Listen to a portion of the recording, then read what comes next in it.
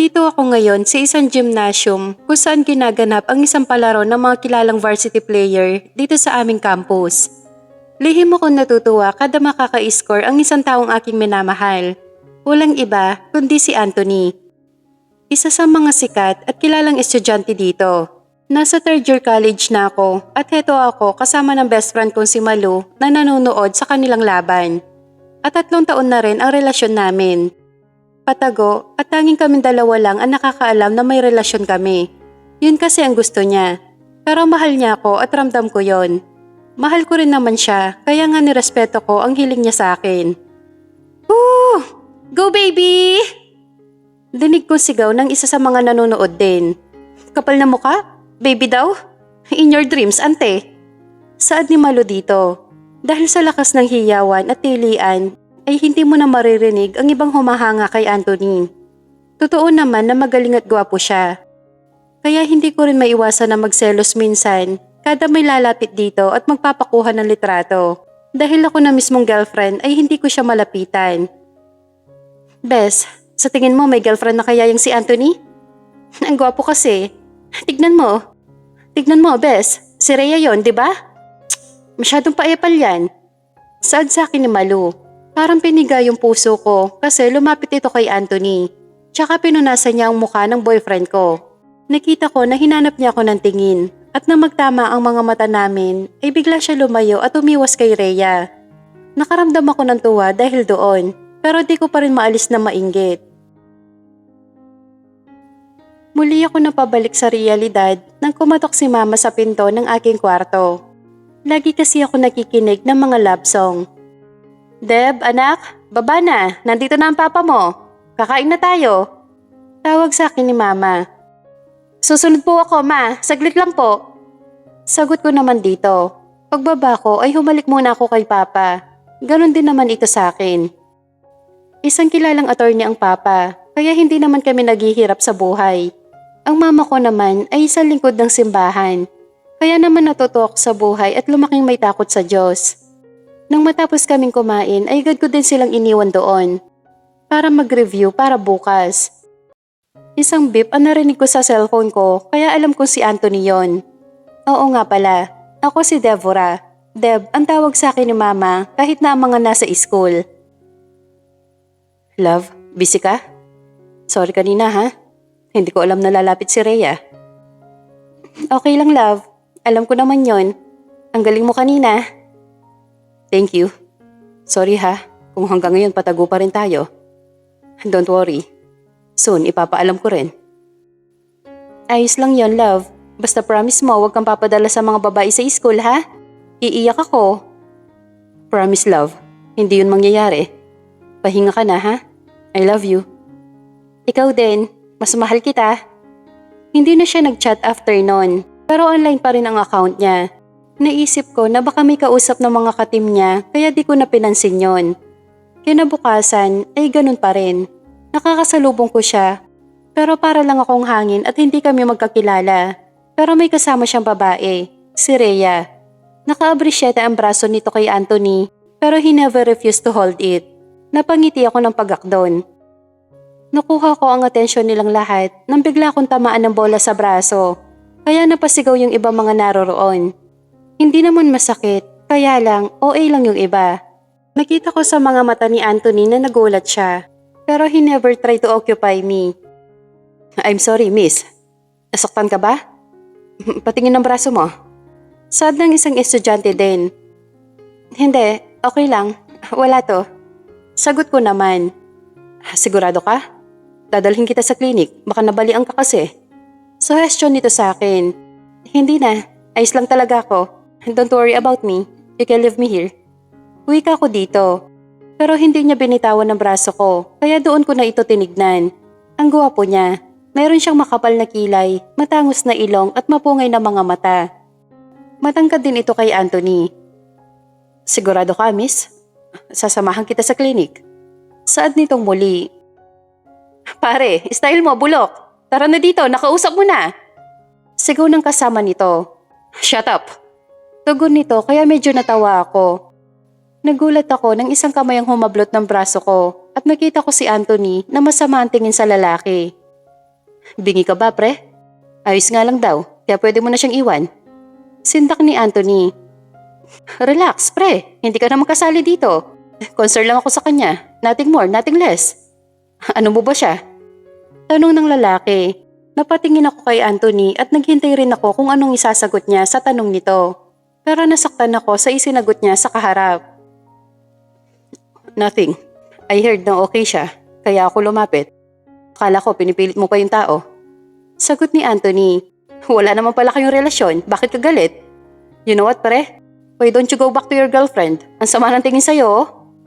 Turan ng lalaki kay Anthony. Mabilis kong pinalis ang luha na pumatak sa mga mata ko, tsaka ko binawi ang braso ko na hawak ni Anthony. Tsaka ko sila iniwan dalawa. Nagulat pa ako dahil hinabol ako ng lalaki na nakatama ng bola sa akin. Miss, sandali. May problema ba? Masakit ba yung braso mo? Tanong nito muli. No, I'm okay nga. Nagmamadali ako, baka malita ko. Turan ko dito. Wait, isa na lang, miss. Pwede ko ba malaman ang pangalan mo? Tsaka lang kita iiwan kapag sinabi mo na yung pangalan mo. Dagdag pa nito. Huminto ako tsaka ako humarap dito para kausapin siya ng maayos. I'm Deborah Risi. Can I go now, mister? Sabi ko dito. Ang ganda ng pangalan mo. By the way, I'm Franco.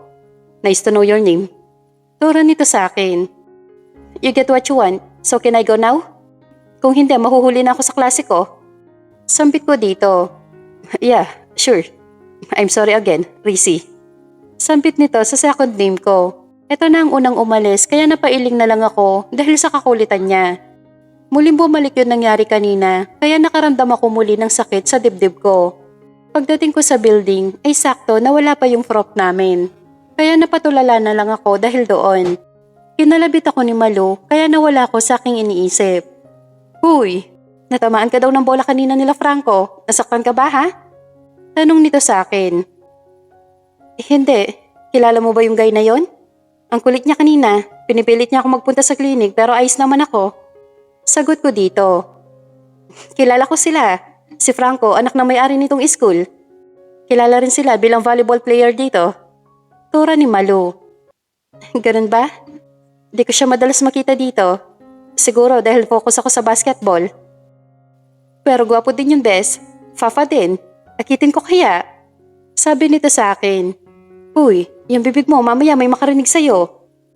Saway ko dito. Natawa lang ito ng malakas kaya napailing ako sa mga sinasabi niya.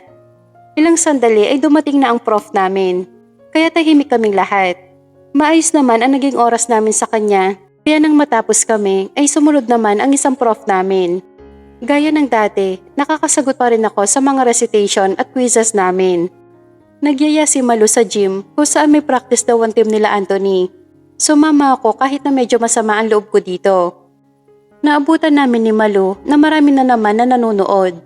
Naroon muli si Rhea sa tabi ng boyfriend ko, kaya nanikip na naman muli ang puso ko. Napadako ang mga mata ni Anthony sa akin pero blanco yon kaya nagtaka pa ako.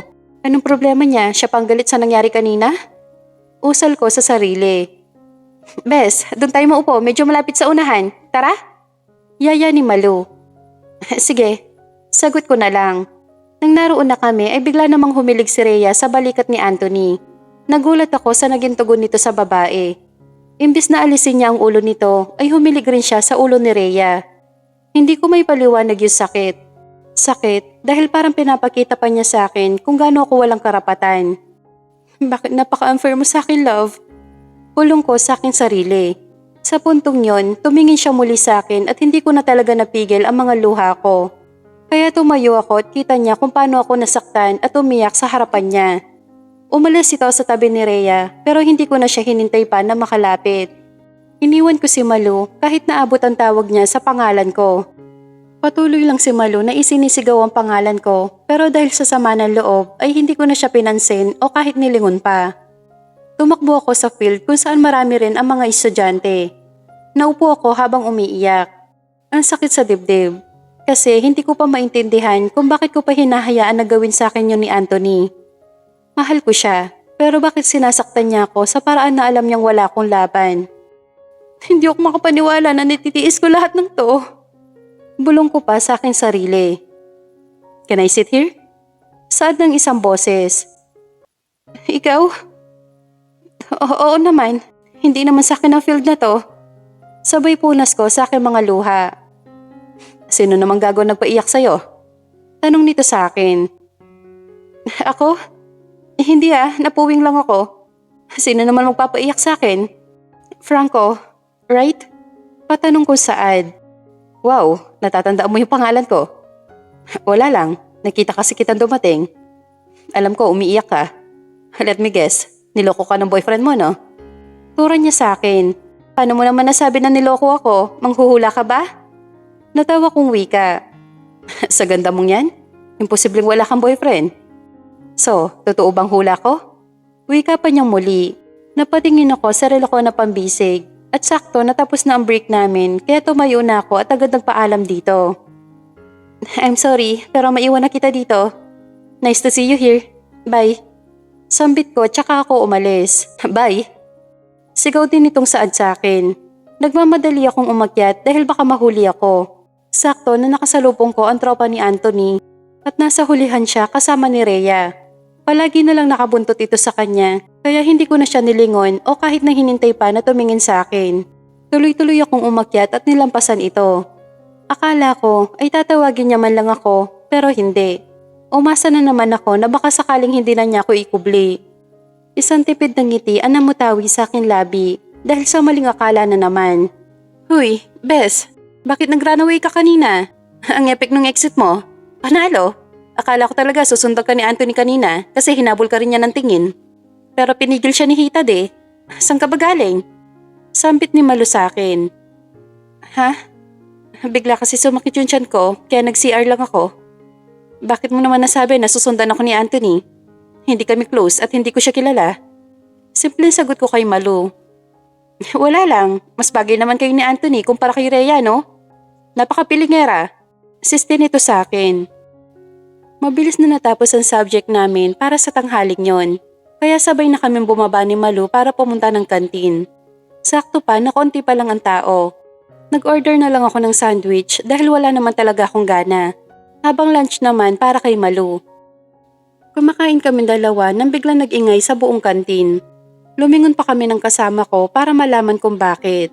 Nasagot naman agad dahil nagpasukan doon ang mga teammates ni Anthony kasama siya. Nagtaka pa si Malu dahil wala daw si Rhea ngayon kaya kinikilig yung iba.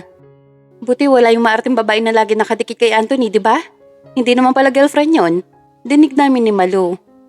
Naku, oo nga. Feeling jowa siya ni Anthony. Pero sa tingin ko may girlfriend na yan. Ang gwapo kaya?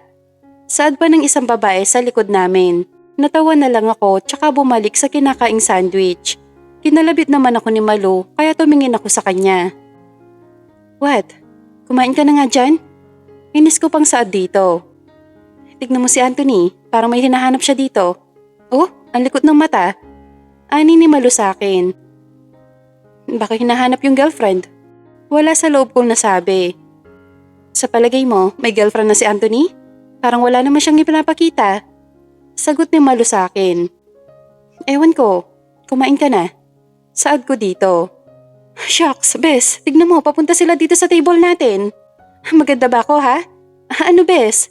Litong tanong nito. Hindi pa man ako nakakasagot, bigla na lang tumabi sa akin si Anthony tsaka ito nagsalita. Pwede ba maki-join dito? Dalawa lang naman kayo, kung okay lang. Turan nito. Oo naman, hindi naman sa akin to. Sagot ni Malu. Sa'yo, miss, okay lang ba? Tanong niya sa akin. Miss talaga?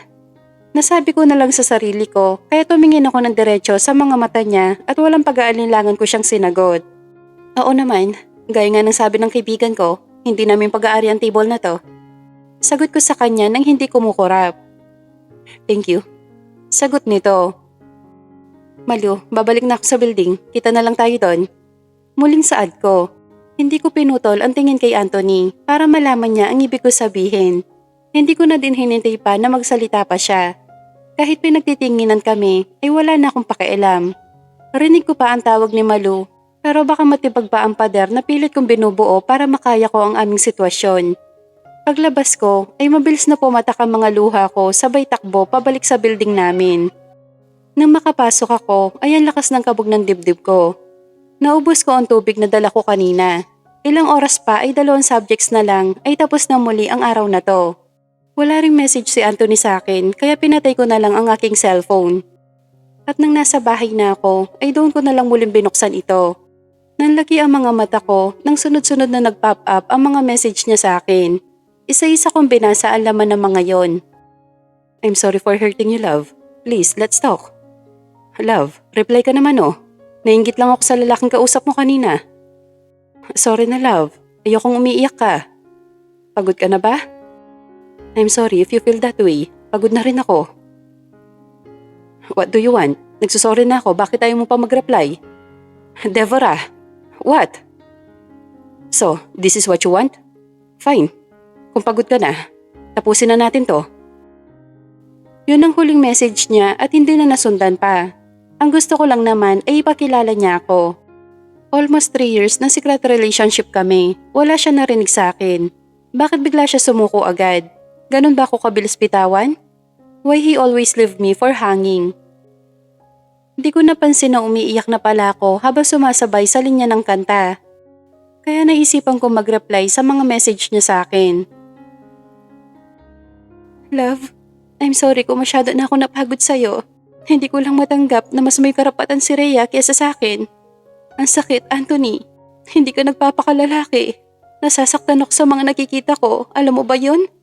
Kaya sa tingin ko, tama ka. Mas mabuti nga na tapusin na natin to.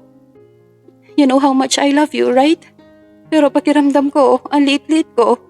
Kasi hindi mo ako makita. Kaya kung masasaya ka na malaya ka, siguro mas makakabuti yun para sa atin dalawa. Kung masasaya ka na wala na ako sa'yo, okay lang din kahit masakit. Malaya ka na. You can do what you want. I'm sorry kung nakulong ka sa akin ng 3 taon. Basta masaya ka, okay na rin ako. You're free to do anything. I love you so much. Hindi ko na napigil na umiyak ng umiyak dahil sa bigat ng nararamdaman ko ngayon. Sana masaya siya. I love you, Anthony. Pero hindi na pala sapat ang pagmamahal ko para sa'yo. Ito nang huling araw na iiyak ako at masasaktan. Gumising ako na mugto ang mga mata ko. Kaya nag-decide akong hindi muna pumasok ng 1 linggo.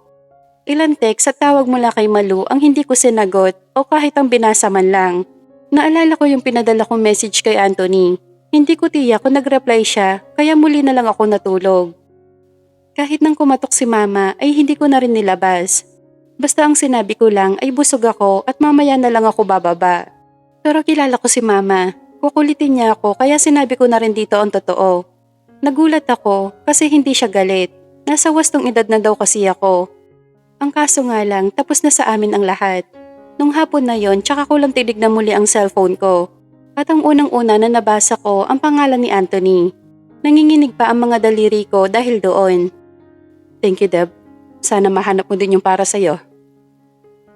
Mga salita na nabasa ko mula sa kanya. Mas lalo akong nadurog dahil umasa ako na ilalaban niya. Pero totoo nga pala na bumitaw na siya. Tanga mo talaga, Deborah. Umaasa ka pa rin? I really hate this. I can't really accept na ganun-ganun na lang talaga ang lahat. Naiinis na saad ko. Hanggang sa lumipas ang 1 linggo pero nandito pa rin yung sakit. Sakit na inakala ko na hanggang dulo ako yung kasama niya. Maaga ako nagbihis para pumasok sa school. My mom checked me up kung okay na ba ako. Then I said yes. Kahit eventually masakit pa, pero yun ang life, masaktan at bumangon. Nagbihis na ako at tumingin sa salamin. Doon ko na pagmasdan na hindi na ako iiyak para sa kanya. Inayos kong mabuti ang sarili ko. Inalis ko yung salamin sa mata na nakasanayan ko na at ginamit ang contact lens na pinagawa ko kahapon. Pagbaba ko sa sala, natawa pa si mama dahil mas bagay daw sa akin ang walang suot na salamin, kaya napangiti ako. Lagi mo lang tatandaan, anak. Maganda ka. Sapat ka para sa kontentong lalaki. Hindi ka man niya nakita, pero dadating yung mas deserving para sa'yo. Tura ni mama sa akin. Tama na yan, baka magkaiyakan pa kayong dalawa. Pero sweetie, your mother is right. Hindi mo kailangan na umiyak para lang sa wala, okay? Dagdag pa ni papa. Tatandaan ko po. Let's go. Baka mali tayong 3 nito. Yaya ko sa kanila.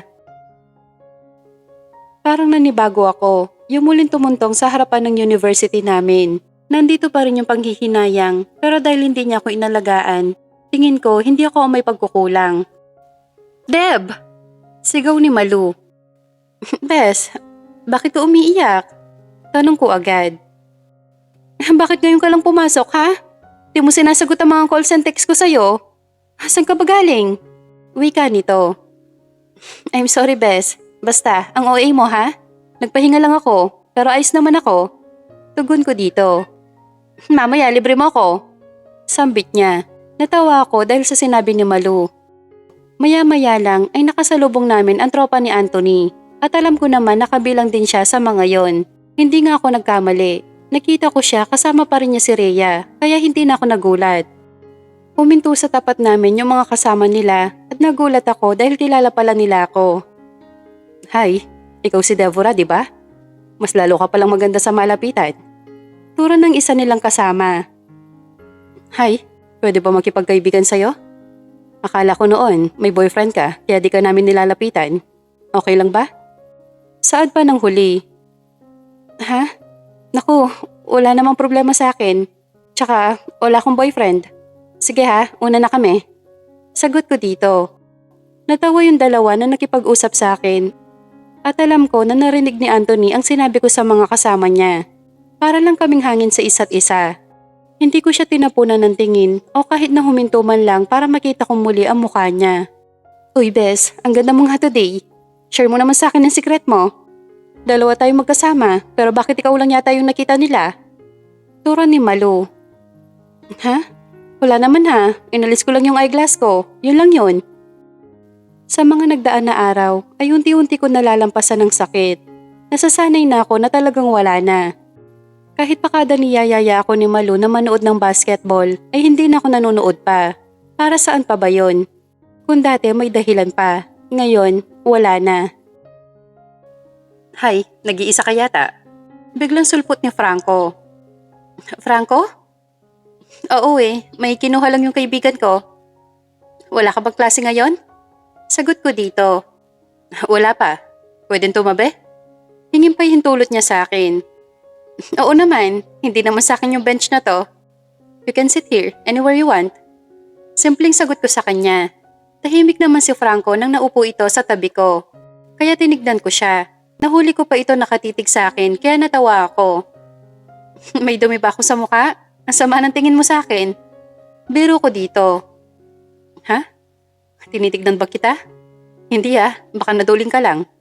Sagot nito kaya natawa ako. Tumango na lang ako parang matapos na yung usapan namin. Maya-maya pa ay naging tahimik na ito kaya nagpatuloy ako sa sinusulat ko. Nagtaka pa ako na walang mga hibla ng buhok ang tumatama sa mukha ko. Kaya pala, kasi hawak ni Franco yon kaya natawa naman ako. Hinahangin kasi, baka di ka makasulat ng maayos. Saad nito. Ha? Ayos lang. Hindi mo na kailangan gawin yan. Nakakahiya. O baka sabihin nila bakla ka pa. Napangiti ako sa reaksyon niya. What? Do I look like one? Gulat niyang tanong sa akin. Napabugan ako ng tawa dahil doon. Pero si Franco ay nananatiling seryoso ang muka kaya tumigil ako sa pagtawa. It was a joke, Franco. I'm sorry. Saad ko sa kanya. It's okay. Hindi naman totoo. Do you have a ponytail? Tanong niya sa akin. Wala, hayaan mo na kasi. Saad ko dito. Pero nagulat ako dahil naitali pa rin niya ito gamit lang din ang sarili kong buhok. There you go. Mas okay, di ba? Mas kita na yung ganda mo. Sabi nito. Joke din ba yon? Tanong ko sa kanya. Totoo yon. Maganda ka, Rizzy. Sagot nito. Hindi ako nakakibo dahil sa sinabi niya. Hindi naman kami ganun ka-close. Pero parang natural na sa kanya yung pagkikipag-usap sa akin. Doon ko lang mas na-admit sa sarili ko na mas gwapo talaga siya kay Anthony. Rizzy, are you okay? Isang pitik na tanong niya sa akin. Yeah. Okay lang ako. Nasaan nga pala yung sinasabi mo? Pagkukunwari ko. Ang sabi ko, mas kita na yung ganda mo. Hindi dapat tinatago yan, ipinagmamalaki yan. Walang kagatol-gatol nitong sagot. Pero bakit yung isang kilala ko? Almost 3 years niya akong itinatago. Wala sa sarili ko nasambit. Come again? Pagtatanong ni Franco. Ha? Did I say something? Wala naman akong sinabi. Sige na, mauna na ako sa'yo. Mabilis kong paalam dito. Agad kong isinilid sa bag ang ballpen at notes ko. Tsaka mabilis na lumayo kay Franco. Nalilito ako kung bakit gano'n na lang ako kadaling magtiwala sa kanya. Bakit? Dahil ba mabait siya sa akin? O naghahanap lang ako ng sasandalan? Mabilis na lumipas sa mga araw na unti-unti na rin lumalapit si Anthony sa akin na ikinaiilang ko na. Bakit ngayon pa? Bakit kung kailan nakaya ko nang malayo siya? Habang nasasanay akong malayo na si Anthony, lumalapit naman si Franco na ikinatutuwa ko. Dahil na rin siguro sa gaan niyang kasama at kausap. Hanggang sa natapos ang buong klase at mabilis na lumipas ang araw. Nasa huling antas na ako ng kolehiyo kaya mas lalo ko pang pinagbuti. Madalang ko na lang makita si Rhea na nakadikit kay Anthony. At tuluyan na din na nakamove on na ako. Ang hirap din na magpanggap na okay ka sa paningin niya. Rizzy! Sigaw ni Franco nung araw ng pasukan. Para ka nawawala, bakit ka sumisigaw? Turan ko dito. Sorry, natuwa lang ako kasi ikaw ang una kong nakita dito ngayon. Saan ang building mo? Hatid na kita. Alok nito. Ha? Huwag na, nakakahiya naman. Mamaya may magalit pa sa akin. Sagot ko naman kay Franco. Sino? Wala akong girlfriend, no? Tsaka liligawan ko pa lang. Sana sagutin ako. Turan niya sa akin. Sabay-akbay niya kaya medyo nailang ako dito. Sweet kasi siya sa akin na hindi ko tuloy mapigilan na kiligin. Habang paakyat na kami, ay bigla naman namin nakasalubong sina Anthony, kaya naman mas lalo pang idinikit ni Franco ang katawan niya sa akin. Nilampasan na lang namin sila pero nagulat pa ako nang bigla akong tawagin nito. Deb, can we talk in private? Sad ni Anthony kaya huminto kami ni Franco. Anong problema pare? Si Franco naman ang sumagot. Deborah na ba ang pangalan mo ngayon?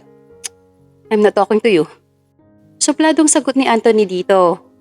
Anong kailangan mo? Dito mo na lang sabihin. Sagot ko sa kanya. Pwede ba na tayong dalawa lang? Importante lang, Deb.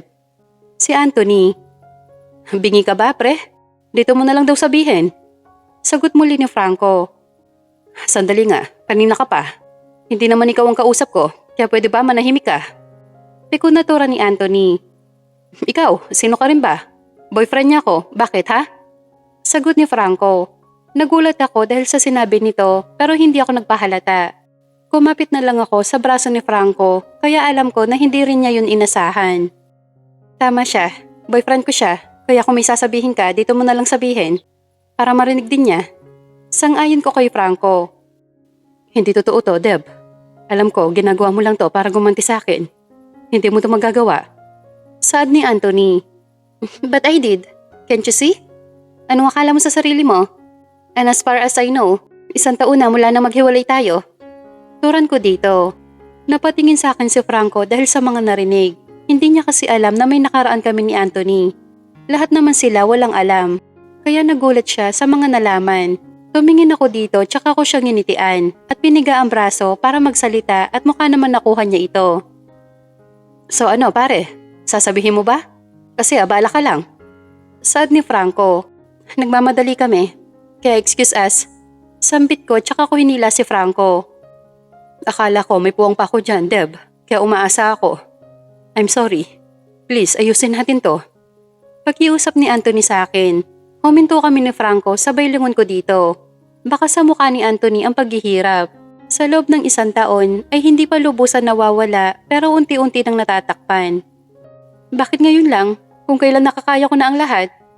Sambit ko sa kanya. I'm sorry, Deb. Let's talk somewhere, please. Pakiusap nitong muli. Ang kulit mo naman, Hindi na natapos ni Franco ang mga sasabihin dahil pinigil ko to. Tumingin ako sa mga mata niya kaya naman tumango naman ito sa akin. Sa tagal na naging magkakilala kami ni Franco, ay halos kabisado na rin niya ako. Ganon din ako sa kanya. Pumayag ako makipag-usap kay Anthony para matapos na ang lahat. Iniwan namin si Franco mula sa kinatatayuan namin kanina. At paglingon ko sa kanya, may lumapit na isang babae rin na estudyante. Nandito na tayo. Ano sasabihin mo? Panimula akong tanong kay Anthony. Magsimula tayo ulit, love. Hindi ko pala kaya na may kasama kang iba. Tura ni Anthony sa akin. Bakit ngayon lang? Ang tagal kong hinintay ito. Bakit ngayon mo lang sinasabi ang lahat? Galit na sagot ko sa kanya. Dahil akala ko di mo makakaya. Tura ni Anthony. Then, nagkakamali ka. Nakaya ko. Can't you see? I'm happy now. Sagot ko sa kanya. Alam ko na hindi mo boyfriend yung mayabang na yon. Hindi mo ko maluloko, Deb. Alam ko na ako pa rin dyan sa puso mo. Wika ni Anthony. Paano ka nakakasiguro na ikaw pa rin? Sinasayang mo lang ang oras ko. Aalis na ako. Turan ko dito. Please, love, just this once. Pangako ipagsisigawan na kita. Si Anthony. Nagulat ako sa mga ipinapakita niya. Lumuhod siya sa harapan ko at kitang-kita ko kung paano siya magmakaawa. Niyakap niya ako na mahigpit, kaya ramdam ko na ako pa rin nga. At may maliit na puwang pa siya sa puso ko. Kaya binigyan ko siya ng second chance at pinatunayan niya yon. Araw-araw niya akong sinusundo sa klase. Kaya madalas na pag-uusapan kami ng buong building. Si Franco, iniwasan ko na siya at alam ko na nasasaktan ito. Tumagal kami ni Anthony ng almost a month ulit. Wala siyang palya sa mga regalo at pagsundo niya sa akin. Hanggang sa mapansin ko na kahit nakikita ako ni Franco o makakasalubong ay ito na rin ang umiiwas sa akin. At nakaramdam ako ng sakit dahil doon. Hindi ko maunawaan kung bakit. Deb, pansin ko di na kayo gaano nag-uusap ni Franco ah. Tanong ni Malu. Ha? Busy lang siguro siya. Bakit mo naman natanong yon? Tanong ko kay Malu. Wala naman. Madalas ko kasi makita na may kasama na rin sila mga babae. Tulad na lang ngayon. Tignan mo. Ayun oh. Turo ng nguso ni Malu. Nakita ko ito na may kasama nga. May hawak siyang gitara at mukhang nagkakasiyahan sila. May kirot sa puso ko. Dati kasi ako yon. Noong magkaibigan pa kami. Kaya naman niyaya ko na si Malu na bumalik sa klase. Sakto naman na makakasalubong namin sila. Uy, Franco, papasok na rin kayo? Bati ni Malu. Yeah, may sasabihin ka? Sagot naman ito kay Malu. Wala naman, sabay niyo na muna si Deb. May nakalimutan lang kasi ako sa library. Ayos lang ba? Sampit ulit ng kaibigan ko. Ayos lang, isabay niyo na raw siya ha? Una na ako. Paalam ni Franco. Nasaktan ako dahil sa sinabi niya. Tumingin pa sa akin si Malu kaya ngumiti ako. Bitbit ko kasi ang malaking board kaya medyo nahihirapan akong maglakad. Nakita ko na naglakad palayo si Franco kaya ang tumulong sa akin ay ang mga kaibigan niya. Tulungan na daw nila ako kaya tipid akong ngumiti. Umiwas siya sa akin buhat nang maging kami ulit ni Anthony. Hanggang sa hindi ko na talaga siya nakita sa building na ipinagtataka ko. Tinanong ko siya kay Arman, yung madalas niyang kasama. At nagulat ako dahil sa akin nalaman. Lumipat pala ito ng ibang school kaya naman nalambot ang tuhod ko dahil doon. Kailan siya lumipat? Di ba nandito pa siya kahapon? Tsaka bakit daw? Tanong ko dito. Kahapon nga yung last na pumasok siya dito. Ang alam ko kasi, nag-uusap sila ni Anthony. Nagsuntukan pa nga silang dalawa eh. Tapos may babae silang pinag-uusapan. Sagot ni Arman. Nagsuntukan? Bakit di ko alam yon? Nasaan na siya ngayon? Tanong ko dito. Alam ko kausap niya yung daddy niya kasi nagpaalam na siya sa mga professor namin. Saad ni Arman. Ganun ba? Salamat ha, pupuntahan ko muna siya. Sabi ko dito. Sige, sana maabutan mo pa. Mabilis akong umalis para hanapin si Franco. Naisip ko na bakit di siya nagsabi sa akin. Galit ba siya sa akin dahil sa naging kami ulit ni Anthony? Sa bagay, hindi ko rin kasi nasabi sa kanya na naging kami na ulit. Basta ko na lang siya iniwasan. Kasalanan ko ba? Nasabi ko na lang sa sarili ko. Sakto napalabas siya sa gate kaya tinawag ko siya ng ubod lakas. Tumakbo ako kahit nang mataas ang suot kong heels na sapatos. Napatapilok ako kaya medyo napahinto ako dahil sa sakit. At hindi ko inaasahan na tatakbo ito palapit sa akin at agad nadadaluhan ang mga paa ko na nasaktan. Lumuhod siya agad para tignan kaya nangilid ang mga luha ko. Mawawalan ako ng kaibigan, kakampi at higit sa lahat, espesyal sa puso ko. Nagtaas ito ng tingin at nagulat siya dahil umiiyak na pala ako nang hindi ko namalayan. Bakit ka ba kasi tumatakbo? Tignan mo, natapilok ka. Bakit ka umiiyak? Masakit ba? Tanong nito na puno ng pag-aalala. Bakit di mo kasi ako pinapansin? Bakit ka lilipat ng school? Galit ka ba sa akin? Iyak kong tanong dito. Gusto ko lang masiguro yung nararamdaman ko para sa isang babae. Ayokong ipilit yung sarili ko sa kanya. Baka kasi hindi talaga ako para sa kanya. Sagot nito. Sino ba yan? Bakit ka aalis? Dahil lang ba doon? Tanong ko muli kay Franco. Dahil nasasaktan ako pag nakikita ko siyang may kasamang iba. Nasasaktan ako kasi pakiramdam ko binabaliwala niya ako. Kaya ako na yung lalayo. Kaya ikaw, huwag kang tatakbo-takbo. Tignan mo yung suot mo. I'll go ahead, Rizzy. Sana maging masaya ka sa pinili mong mahalin. Turan sa akin ni Franco. Bakit pakiramdam ko ang sakit? Mas masakit pa nung nakipaghiwalay ako kay Anthony. Niyakap niya ako kaya mas lalo ako naiyak. Bakit pakiramdam ko ako yung mali at may kasalanan? Ano to? Bakit ganito? I need to go, Rizzy. Stop crying, ha? Hindi ako galit. Hindi ako nagtatampo. Huling saad niya bago ako tinalikuran. Franco, tawag ko sa kanya pero sumakay na ito ng sasakyan. Deb, boses ni Anthony. Love, kanina ka pa ba nandyan? Tanong ko dito. Hindi naman. Ano yon? Tanong nito. Umalis na siya at hindi ko alam kung bakit. Sambit ko kay Anthony. Hinawakan niyang kamay ko pero wala nang spark. Hindi na tulad ng dati. Hindi rin gaya ng pagkakahawak ni Franco sa aking kamay. Ibang-iba na. Tinitigan ko siya pero wala ko nararamdaman na kasiyahan. Ano nangyari sa akin? Bakit? Sumapit ang araw ng aming pagtatapos. Dumistansya ako kay Anthony at naglakas loob na magtapat na lang. Alam ko kasi sa sarili ko na wala na yung dating pagmamahal ko sa kanya. Isa na rin akong owner ng isang butik. Noong una, ayaw pumayag ni Anthony na makipaghiwalay. Pero dahil ipinaliwanag ko sa kanya ng mabuti, ay sa huli ay tinanggap na rin niya ng maluwag. I'm sorry, hindi ko kasi nakikita ang future na tayong dalawa. Sana maintindihan mo. Turan ko kay Anthony. Kung yan ang desisyon mo, dapat magkaibigan pa rin tayo. Tugon naman ni Anthony sa akin. Oo ba? So friends? Pagkikipagkamay ko dito. Friends. Wika ni Anthony. 3 taon na ang lumipas. Wala na akong balita sa kanya. Kay Franco, siguro successful na rin siya sa buhay na napili niya. Kaya ganon. Sana maayos din siya kung nasaan man siya ngayon. Nagring ang cellphone ko. Dahil nasa kasalukuyan akong nasa mall at dito ako sa department store para mamili ng ibang gamit. Hinahanap ko kasi ang cellphone sa loob ng bag ko, kaya napapitlag ako nang mabunggo ko ang isang bulto ng lalaki marahil. Ang bango pa nga ng pabango nito.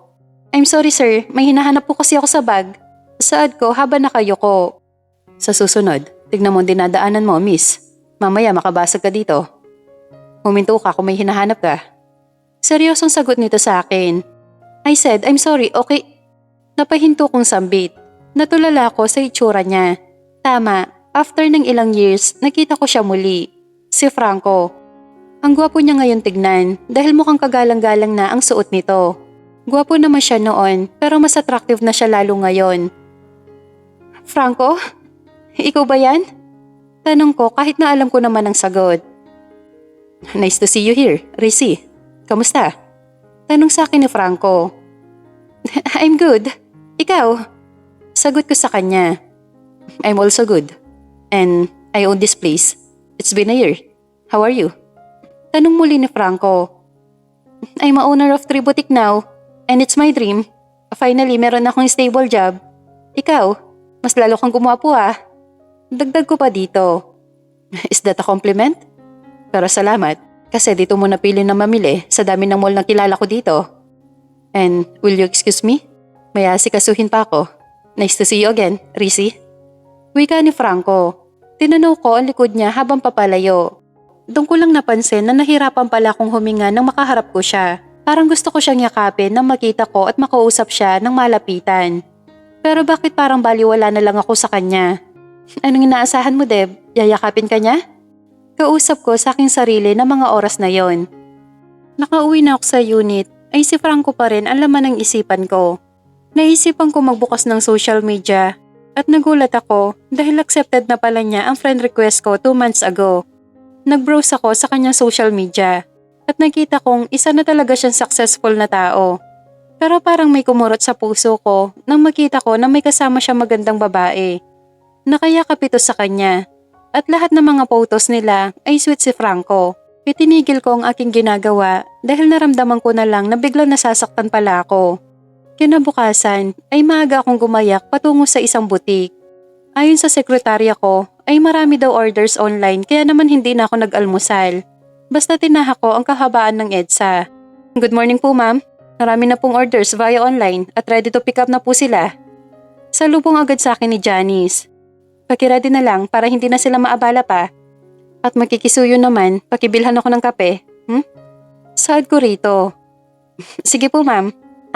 Oo nga po pala. May isang nag-order po kanina na magandang babae po. Kayo po kasing hinahanap, kaya babalik na lang daw po after lunch. Wika ni Janice. Sino daw siya? Tsaka, bakit after lunch pa daw? Tanong ko dito. Hindi po nasabi yung pangalan niya, pero malapit lang daw po yung building ng kuya niya, kaya babalik daw po. Para daw po makausap at makilala ka. Sagot ni Janice. Makilala ako? Weird ha? But anyways, pakisuyo na lang ako ng kape. Thank you ha. Wika ko sa sekretary ko. Hindi rin nagtagal ay nakabalik na si Janice, dala ang kape na pinasuyo ko. Maya-maya pa ay dumating si Anthony kasama ang asawa nito. Bilog na bilog ang tiyan ni Heidi, kaya naman natutuwa ko sa kanilang mag-asawa. Alalay kasi siya ni Anthony. Hey, anong ginagawa niyo rito? Bakit di kayo nagsabi? Tanong ko sa mag-asawa. Eto kasing si Heidi gusto ka raw makita, kaya pinagbigyan ko na, baka awayin na naman ako, mahirap na. Saad ni Anthony. Kumain na ba kayo? Magpapa-order ako para dito kay Buntis. Wika ko sa kanila. Mahabang oras din ang ginugol ng mag-asawa sa aking butik, kaya hindi ko rin napansin ang oras. Kumatok na lang si Janice para sabihin na bumalik na yung babaeng naghahanap daw sa akin at nagpaalam na rin tuloy ang mag-asawa. Hinatid ko pa sila sa pinto kaya hindi ko napansin ang babae na nakatalikod sa akin. So, nasaan yung babae, Janice? Yung sinasabi mo? Tanong ko agad kay Janice. I'm here. You're the owner of this boutique? Sagot nito at lumapit. Yes ma'am, may gusto po ba kayo dito? Pwede ko po kayong paasi sa sekretary ko. Wika ko naman. No, gusto ko talaga na ikaw makausap ko. At para makita na rin sa personal, may kilala kasi akong tao na sinasabi maganda ka raw sa personal. And tama siya. Sagot niya. Sorry, pero magkakilala ba tayo? If I'm not mistaken, kasi ngayon lang kita nakita. Takang tanong ko. Hindi tayo magkakilala. Pero palagi ko nakikita ang mga pictures mo sa kapatid ko. And he told me na kilala mo siya. Sambit nitong muli. Then, sino siya? Pwede ko ba malaman? Actually, you look so familiar. Hindi ko lang maalala kung saan kita nakita. Turan ko. Really? Mas mabuti pala. By the way, can I see that simple dress? I will take it. Wika nito. Pinakuha ko agad kay Janice ang damit na itinuro nito. Para naman hindi siya magsawa na pumasok sa aking butik. At binili nga niya yon dahil talaga namang bumagay sa kanya. Matagal pa kami nag-usap bago ito nagpaalam. Humingi pa nga siya ng picture na kasama siya kaya pinaunlakan ko naman. Nagtaka lang ako kung para saan ang picture, gayong bumili lang naman siya sa aking butik. Maging si Janice ay nagtataka din. Nang makaalis ang babae ay doon ko lang naalala na hindi ko pala nakuha ang pangalan nito. Patapik pa ako sa aking noo nang maalala ko. Maging si Janice ay hindi rin pala nakuha ang pangalan nito. Bumalik na lang ako sa loob ng aking opisina at nagsimula ng kumain. Nakaramdam kasi ako ng pagkahilo. Late na pala para sa tanghalian. Medyo marami din ang benta namin ngayon kaya ginabi na ako sa pag-uwi. Pagdating ko sa unit ay may inabot ang guard bago ko narating ang pinto. Nagulat ako dahil may bulaklak pa. Wala naman nakalagay kung kanino galing. Basta ang sabi ng guard ay may nagpapabigay lang. Pumasok ako sa aking unit at biglang nagring ang cellphone ko kaya kinuha ko to agad. Unknown caller kaya nagdalawang isip pa ako. Pero sa huli ay sinagot ko din. Yes? Who's this please? Tanong ko sa tumawag. Hi, do you like the flowers? Sagot ng baritonong boses. Sino ka? Kilala ba kita? Yeah, malalaman mo din. Wika nito. Naputol na doon ang linya. Kaya tinignan ko pa kung wala na ba talaga akong kausap. Iniisip ko pang mabuti kung may bago ba akong nakilala. Hindi ako natulog ng gabing yon.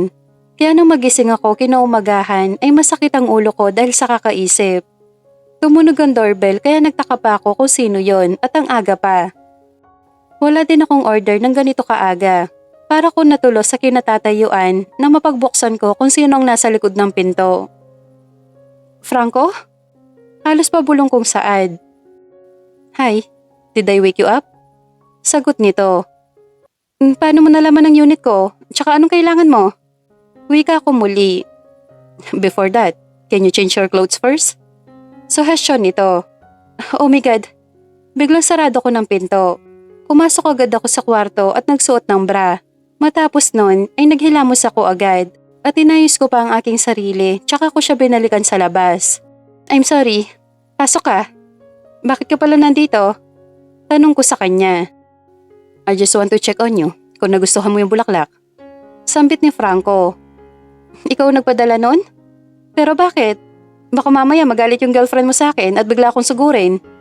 Turan ko. Sino? Si Ina? Ina pala ang pangalan ng babae sa mga photos na kasama niya. Bigla naman kumirot ang puso ko dahil hindi siya tumanggi na may nobya ito. Iniwan ko muna siya at ipinagtimpla ko muna ng kape. Kape oh, bakit ka pala nandito? Wala naman akong utang sa'yo, di ba? Biro ko dito. Wala nga. Gusto lang kitang kumustahin. May magagalit ba kung sakali? Tanong niya. Sa akin? Wala. Ewan ko lang sa'yo. Seryoso, bakit ka nandito at anong pakay mo sa akin? Saad ko kay Franco. Masama ba nalapitan kita ulit? Gusto ko lang makipagkaibigan sa'yo. Yun ay, kung papayag ka. Wika nito. Wala namang problema sa akin yon. Kung yun lang ang dahilan, okay lang sa akin. May iba pa ba? Dagdag kong tanong. Umiling lang ito at tumayo na rin. Halos hindi nga niya nagalaw ang kape na tinimpla ko para sa kanya. Nawala yung kislap ng mga mata niya kanina. Nagpaalam na si Franco kaya tumango naman ako. Wala siya sinabi, basta tuloy-tuloy itong umalis. Naisip ko kung may nasabi ba akong mali. Naligo na ako para pumunta sa butik at bumulaga sa akin ang isang pungpong muli ng bulaklak. Pero sa pagkakataong yon, may card na kung kanino galing. Hey, it's me again. Umaasa ako na may pag-asa pa ako. Basa ko sa card na nasa bulaklak. Ma'am, ayos lang po ba kayo? Namumula kasi yung mukha nyo. Kanino po ba galing yan? Si Janice. Go back to work, secret lang. Pabirong turan ko dito. May love life na si ma'am, congrats po. Saad nito, natawa ito nang pinalakihan ko ng mata. Hindi ko maikubli ang saya na nararamdaman ko. Isang tao lang naman ang tumatawag sa akin ng second name ko. Walang iba kundi si Franco. Pero dahil may nobya na siya, naku, ayoko makigulo sa kanila. Ilang oras pa ay kumatok si Janice at sinabing may lalaki raw na naghahanap sa akin. Sino daw siya? Tanong ko sa kanya. Hindi nagpakilala mami, pero ang gwapo po. Sagot nito. Sige na, susunod na ako, tapusin ko lang to. Turan ko. Sige po ma'am. Wika ni Janice. May kalahating minuto siguro ako sa loob ng opisina ko bago ako lumabas at harapin ang bisita ko raw. Ikaw ba yung naghahanap daw sa akin, mister? Turan ko sa nakatalikod na lalaki. Ako nga. Naistorbo ba kita? Si Franco pala. Franco? Anong ginagawa mo dito? Nag-lunch ka na? Treat ko. Alok nito. Yun lang ba ang pinunta mo dito? Ang yayain ako mag-lunch? Hindi. Gusto sana kita makausap, Risi. Kung payag ka. Sagot nito. Okay, ngayon na ba? Janice, ikaw muna dito ha. Babalik rin ako mamaya. Kinuha ko lang ang bag at cellphone ko sa loob ng aking opisina. Tsaka lumabas na muli para puntahan si Franco. Kinakabahan ako sa pwedeng sabihin niya sa akin. Inalalayan pa nga ako nito na sumakay sa sasakyan niya. Pero laking gulat ko na makita ko ang isang pamilyar na babae doon. Ngumiti ito sa akin, ganun din kay Franco. Inalala ko kung saan ko ito nakita. At nang ipakilala ito sa akin ay bigla ko nakita sa aking balintataw ang litrato nila ni Franco sa social media. Nasapo ko pa ang noo ko. Something wrong, Risi? May nakalimutan ka ba? Tanong nito. Wala, magkakilala pala kayo? Saad ko kay Franco. Sino? Ni Ina? Oo. Ina pala ang pangalan mo? Di ko kasi nakuha nung bumili ka sa shop. Wika ako. Yeah, ako rin, nakalimutan ko. Sagot ng dalaga sa akin. So, magkakilala na pala kayo. Nice to know. By the way, Rizzy, she's my sister, Ina. Pagkilala ni Franco. Kapatid mo? Gulat kong tanong. Oo, bakit parang gulat ka pa dyan? Seatbelt mo, honey. Utos sa akin ni Franco. Tahimik namin binagtas ang daan patungo sa restaurant na pupuntahan namin. Nang makarating kami doon ay agad na rin kaming pumasok. Pero naiwan si Ina sa labas dahil may iba pa daw itong lakad. So, kami na lang pala ni Franco ang kakain. Let's go? Gutom ka na ba? Yaya ni Franco. Saan pupunta si Ina? Hindi ba siya sasama sa atin? Takang tanong ko. May kakausapin yan. Tayo na. Yaya nitong muli. Sumama na ako sa loob. Kaya naman pakiramdam ko, isasabog ang puso ko sa lakas ng tibok nito. Alam ko na kung saan patungo ang pag-uusapan namin kung sakali magbukas ito ng topic. At hindi nga ako nagkamali. Rizzy, lumapit ako sa'yo para sana hingi ng permiso mo. Ayoko nang patagalin pa to. Mula noong college pa lang ay panimula nito.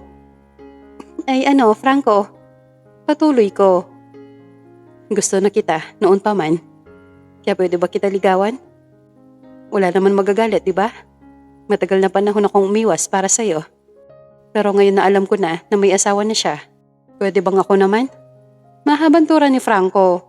Franco, nagbibiro ka ba? Yun na lang ang nasabi ko.